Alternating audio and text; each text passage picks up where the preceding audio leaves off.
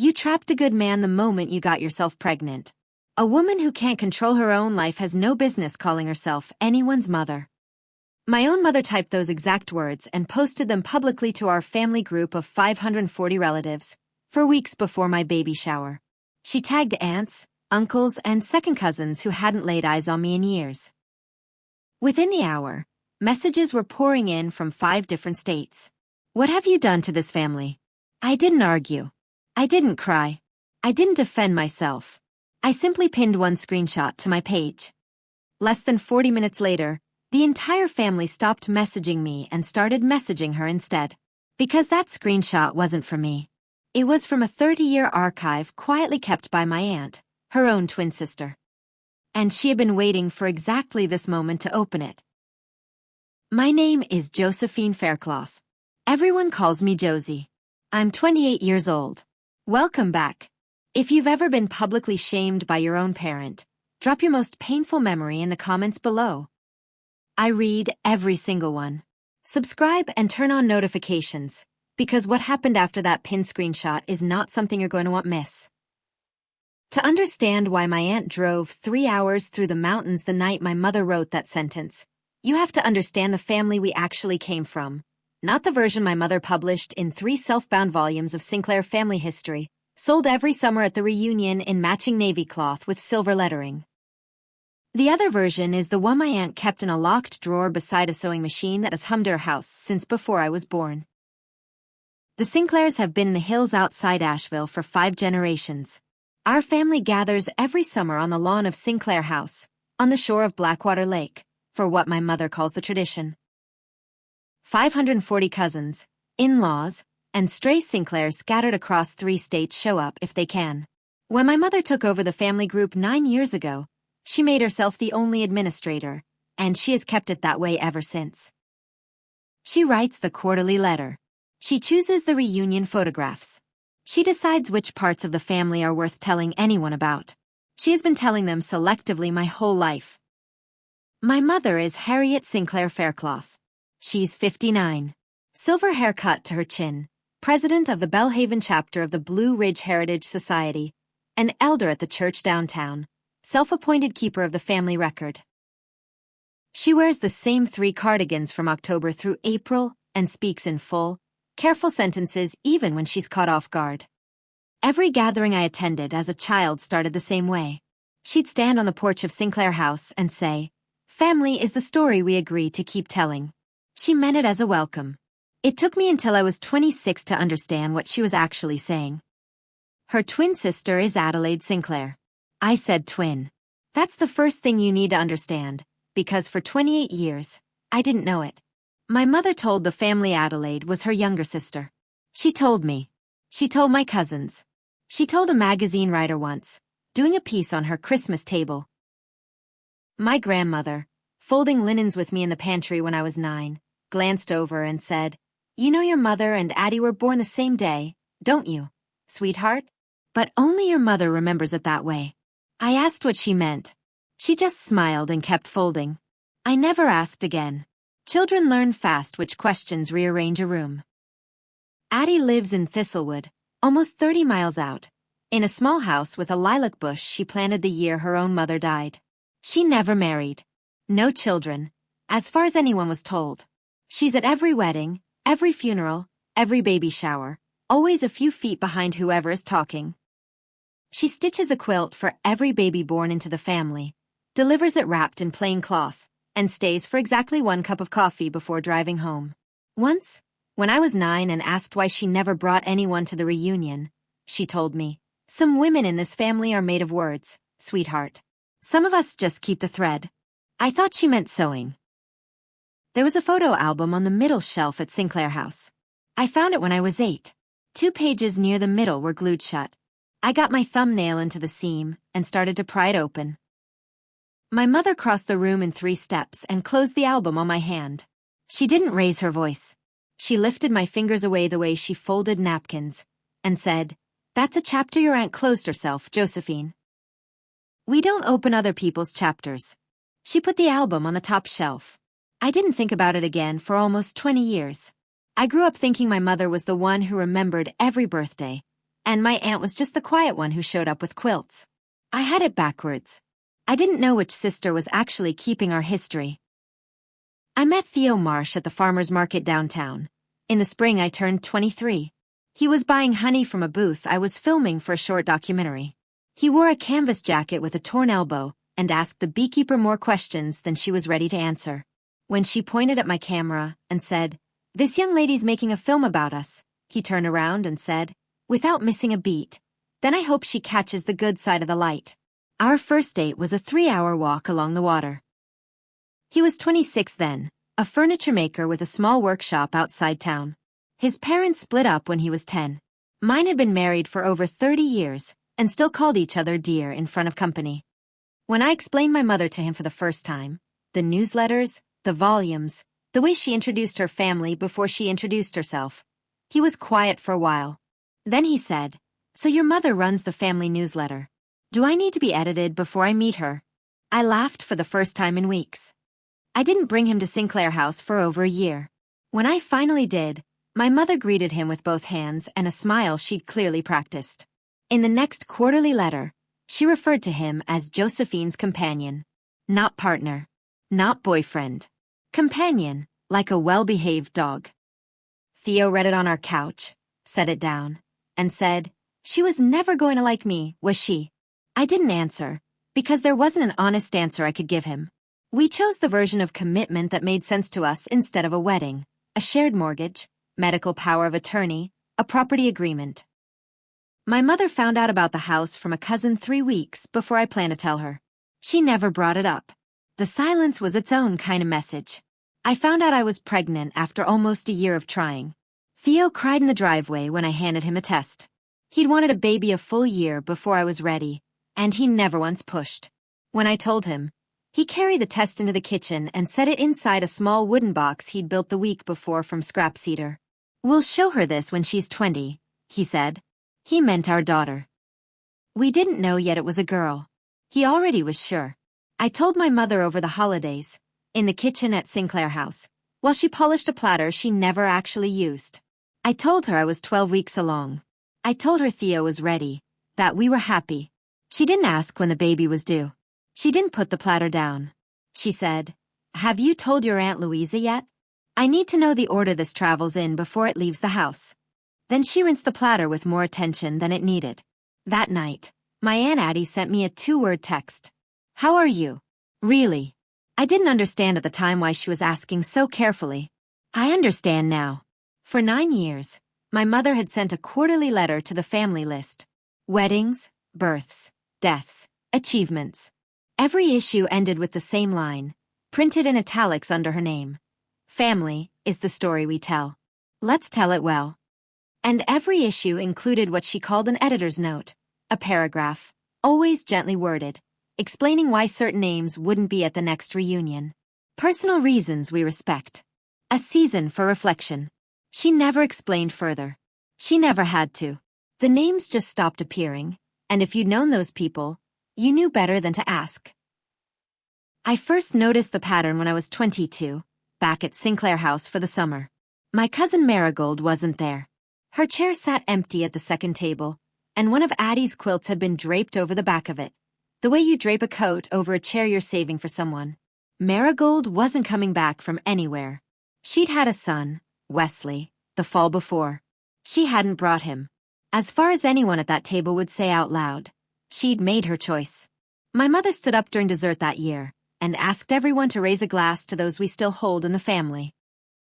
Every head bowed slightly, the way people bow when they're not sure if they're grieving or just complying. Only one person stayed standing without raising her glass. Aunt Addie looked at my mother across 2 tables, said nothing, and sat back down. That evening she carried Marigold's quilt out to her car and drove home. I saw her wipe her eyes at the wheel. I didn't understand why.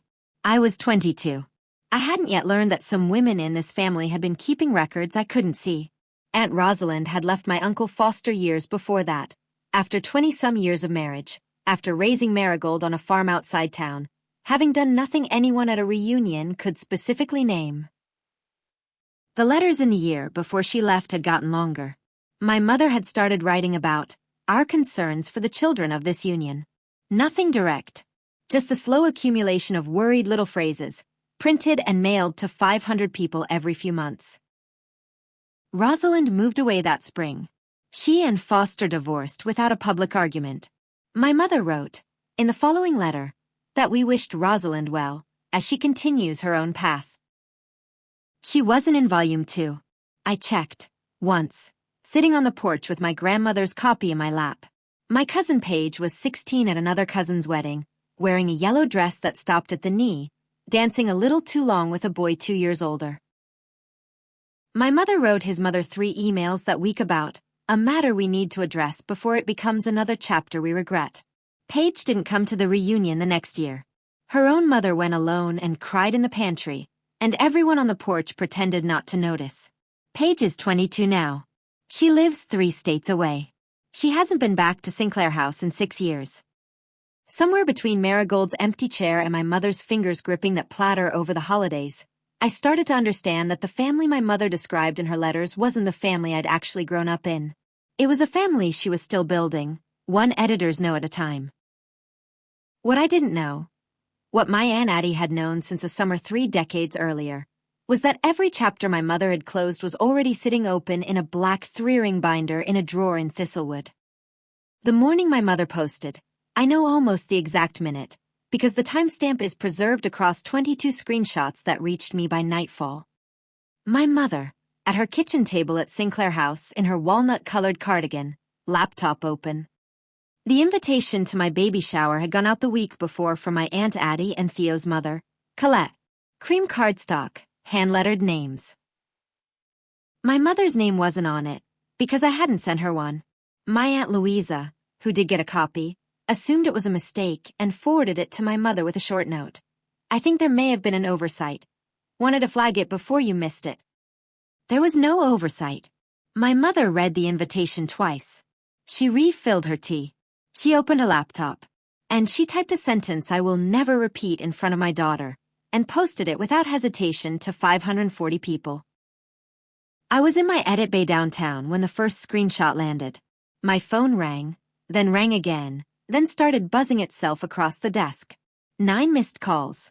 27 texts, all inside 6 minutes. The first screenshot came from my cousin Delphine, a labor and delivery nurse who doesn't send messages before a shift unless it matters. Her message read, she posted this to the whole family. All of it. I'm so sorry. I opened it. I read it 3 times because on the 3rd read, one phrase stopped me cold. I have watched too many Sinclair women disgrace this family's name. Not new language. Not a new shape. She'd used a version of that sentence years earlier, about Marigold.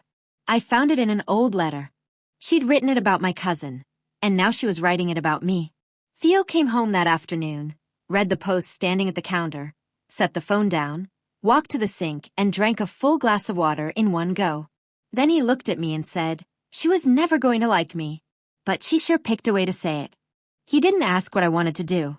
He just came around the counter, put both hands on my shoulders, and said, whatever it is, we walk through it together. The messages kept coming for hours. Cousins I hadn't spoken to in a decade. A great aunt who called from a landline. Strangers, distant Sinclairs who'd been agreeing with my mother's version of the family for so long they'd forgotten another one existed. What have you done to this family? Are you all right? I'm praying for you. I'm praying for her. I stopped reading them that night and set the phone face down. Later, from a number I didn't have saved, it rang. I let it ring twice. On the other end was a voice I'd known my entire life, steadier than I'd ever heard it. Sweetheart, this is your Aunt Addie. I'm getting in the car. There's something you need to see before you decide anything. No engine running yet. Just her breath. Before I come, she said, there's one call you need to make first. I called my mother. The call lasted 3 minutes and 40 seconds. She picked up on the second ring, driving toward a Heritage Society meeting. I could hear her turn signal ticking. You will not be at the shower, I said. I'm not asking. I'm telling you not to come. She was quiet for a few seconds. Then, in the flat, composed voice of a woman who's already decided how to lose gracefully, I understand, Josephine. 4 words. No argument. No defense. No tears. I heard the turn signal click off, heard the engine settle, and she said, "Give my love to Theo," and hung up. Something was wrong. My mother doesn't fold. My mother rewrites. 40 minutes later, she posted again. Softer this time, edited. The cruel words replaced with words like chapter and clarity and grandchild. To all who love my daughter as I do, she has uninvited me from celebrating a grandchild who is half mine. I spoke sharply this morning, and I stand by the truth of it. Another woman in this family has chosen to close her chapter to me. I ask you all to pray for her clarity. A mother who tells the truth is not the enemy. She got nearly 100 reactions in 20 minutes. 6 comments. The reactions were the family looking. The comments were the family thinking. Those had never once been the same number before, and my mother had never before landed on the wrong side of that gap. Addie's car pulled into our driveway a little before midnight. She got out in a gray coat and low shoes, carrying a black binder tied shut with a soft ribbon, frayed at one end.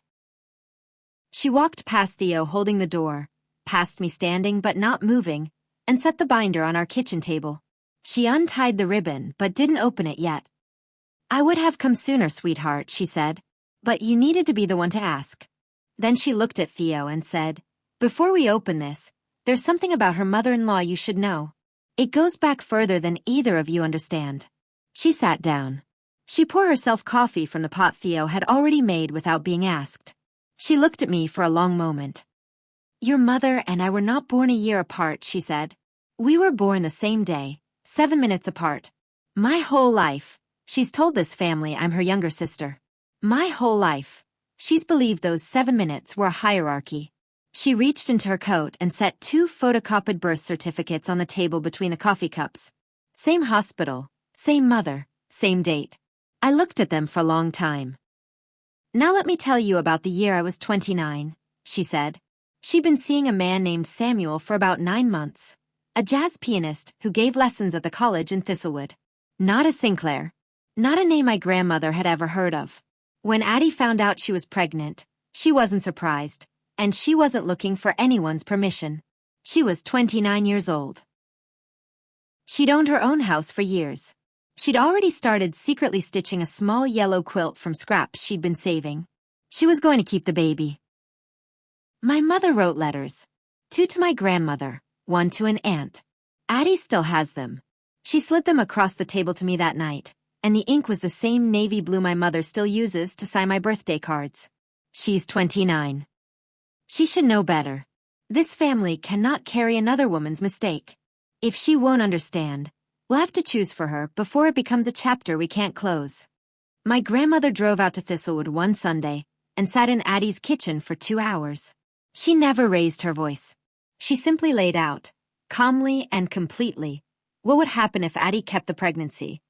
The family's withdrawal, her name removed from the deed to the lake share, a letter that would go to Samuel's employer, a letter that would go to his mother.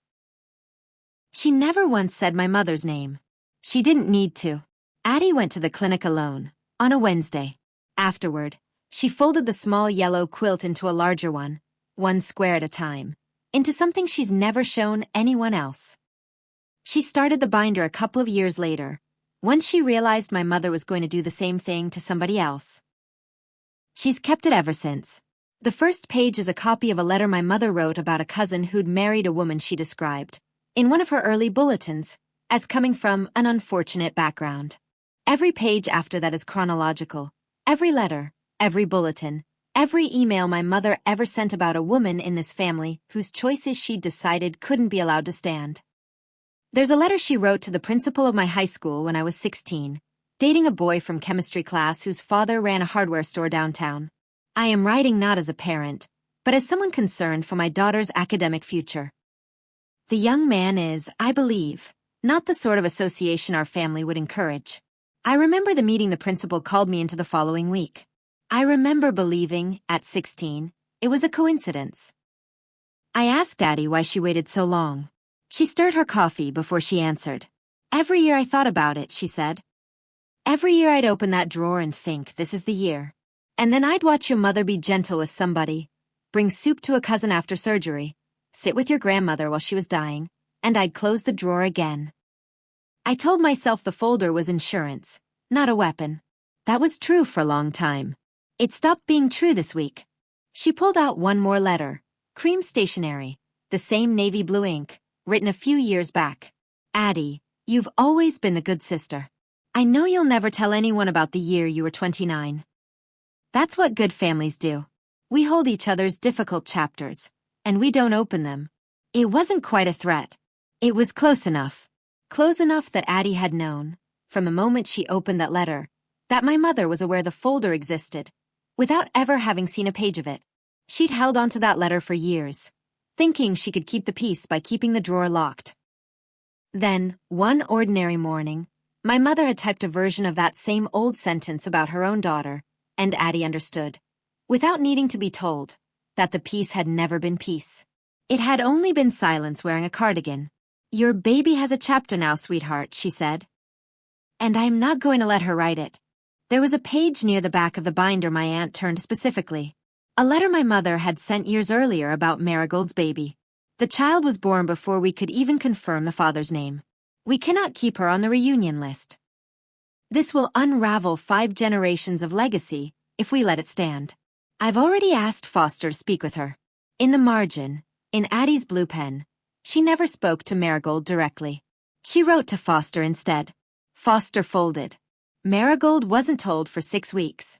I sat with that page across my knees. My Uncle Foster, who'd walked me across that porch every Christmas of my life, had let his sister write his own daughter out of the family and hadn't called her to say a word. Not that week. Not that month. I called Marigold that night. She picked up on the 3rd ring. Josie, she said before I'd said anything, I've been waiting for this call for years. She sent me a photo of Wesley, 9 years old, his father's same dark eyes, backpack on, heading out the door for school. She told me Addie had been the only Sinclair to ever call her, every single year since he was born. My father called not long after. Walter Faircloth, 61, a distant Sinclair cousin from a smaller branch, who married my mother in his own words because it was suitable. He has never once, in my memory, contradicted her in public. He said, Sweetheart, I've known about the year your aunt was 29 since it happened. I never told her I knew. I never told you. I owe her a phone call I never made, and I owe Marigold one too, and I owe you the biggest one of all. I called your cousin an hour ago. The plane ticket's on me. Whatever you need from me this weekend, whatever room you need me standing in, I'll be there. Then, after a long pause, his voice broke for the first time in my life. One more thing. I'm moving into the guest room this weekend. Your mother doesn't know yet. I'm telling you first. We moved the shower from the parlor at Sinclair House to our own place in town. Theo painted the porch rail. I sat with the guest list on my lap and a red pen, crossing off the names of relatives who'd liked my mother's post without ever leaving a comment. I left the ones who'd simply stayed silent. There's a difference. 27 names remained. I set one extra chair in the living room, empty, with a small handwritten card, for those who couldn't come home yet. Addie didn't ask who it was for. She just draped a folded quilt over the back of it, the way she once did for Marigold's chair years before. Marigold's flight landed that Saturday with Wesley's hand in hers. My father was waiting with a hand-lettered sign. My Uncle Foster drove up before dawn and stood by his truck in the parking lot, 70-some years old, hadn't slept. When Marigold came through the doors and saw him, she stopped walking for a few seconds before she started again. He didn't step forward. He waited. Wesley looked up at his mother and asked, in the plain voice of a 9-year-old who didn't know any of the history, "Is that the grandpa?" She said yes. He let go of her hand, walked over, and stopped a few feet in front of Foster. Foster knelt down, knees cracking against the pavement, and said, in a voice I'd never once heard him use, "Wesley, I'm your grandfather. I owe your mother an apology that's about 9 years late. I owe you one too. I'm going to start now, if you'll let me." Wesley stuck out his hand and said, "I'm Wesley. I like dinosaurs." Foster laughed and cried at the same time. The shower itself was full by mid-morning. Addie sat up in the corner with her sewing basket and a half-finished quilt. Paige arrived and stood at the gift table where the open binder sat beside the wrapped presents for a full 10 minutes before coming into the kitchen in tears, steady ones. "I read my page," she said. I should have called you the second I turned 18, and I didn't. I'm sorry it took this long. My father arrived alone and stood near the door the first hour, greeting people like a man who'd never really greeted a Sinclair guest before, because in a way, he hadn't. A little before noon, a car I didn't recognize pulled into the driveway. Then I did. My mother stepped out in a long coat, hair set, handbag over her forearm the way she carries it to Heritage Society meetings. She walked straight into my living room without knocking. The room went quiet. She didn't look at Marigold. She didn't look at Wesley. She walked to the gift table, set 2 fingers on the cover of the open binder without turning the page, stood there for a few seconds, then turned to me. Josephine, may I speak with you? We stepped into the hallway. She spoke fast. Give me the folder. Have your aunt hand it over today, and I will never say another word about any of this. Not to anyone, not in the letter, not at the reunion. I'll give you your whole family back. Every one of them. You have my word. I didn't answer right away. I opened the back door instead. Addie was already at my elbow. Marigold was already in the kitchen doorway. Foster was already coming down the hall. Through the open door, the yard was full of light. Wesley chasing the neighbor's cat. Theo on the porch with his father. Colette washing flower stems at the sink. My father pouring coffee for Paige. I looked back at my mother. You're offering me a family that requires me to hand over the only person who ever kept an honest record, I said, and to pretend Marigold was never here. That Rosalind was never here. That Paige was 16 and wrong for wearing a yellow dress. I don't want that family. I never did. It was never the family. It was just you. She didn't answer. She looked at Marigold. Marigold looked back. Neither of them said a word. My mother stood in that hallway a few seconds longer, then turned, walked back through the living room, let herself out the front door, and closed it behind her. Not soft, not loud. The way you close a door when you've decided you won't be knocking on it again. Wesley looked up from the cat and asked, "Is she gone?" Marigold said yes. He said okay, and went back to the cat. Foster walked over to the empty chair with the handwritten card, took it off the seat back, folded it, and handed it to Marigold. She sat down. In the corner, Addie quietly closed the binder, retied the ribbon, and picked her needle back up. She didn't say anything else. She just kept stitching. The Heritage Society didn't schedule my mother for their next event. Nobody pushed her out, exactly.